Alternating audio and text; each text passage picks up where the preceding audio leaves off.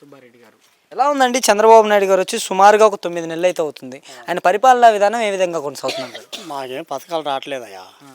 అమ్మఒడి మా మనవరాలు రావట్లా, రైతు భరోసా నాకు రావట్లా. ఓకే. ఇప్పుడు వచ్చే అయ్యి రావట్లేదయ్యా మాకు మట్టుకి.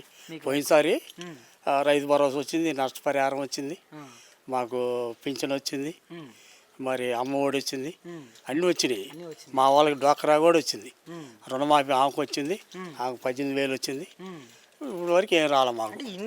ఇన్ని వచ్చాయంటే మీకు సంవత్సరం మీద ఎంత వచ్చాయి జగన్ వల్ల ఒక ఆదాయం? మీకు 1,20 ఇచ్చింది. 1,20 లక్షలు అంటే దాదాపు ఒక 1,20,000. సాధారణ మానవుడు చెప్పేది నాయా, మా భార్యకి పింఛను, నాకు పింఛను, మా భార్య వికలాంగులే.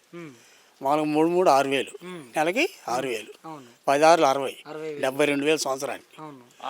నాకు 13,500 రైతు భరోసా, మళ్ళీ నష్టపరిహారం 12,000. ఎంత? 13 12 25,500. మా వాళ్ళకి రుణమాఫీ 10,000 వచ్చేది. అంటే అప్పుడు ఆయన దిగిపోయే టైంకి మా గ్రూప్ మేము 10 లక్షలు ఉంది, 10 మంది తల 10,000 వచ్చినాయి సంవత్సరానికి. మా వాళ్ళకి 18,000 వచ్చినాయి. అసలుకి మరి ఇన్ని పథకాలు ఇచ్చి ఇంత చేసి ఎందుకని 11 సీట్లు ఓడిపోయాయి అంటారు?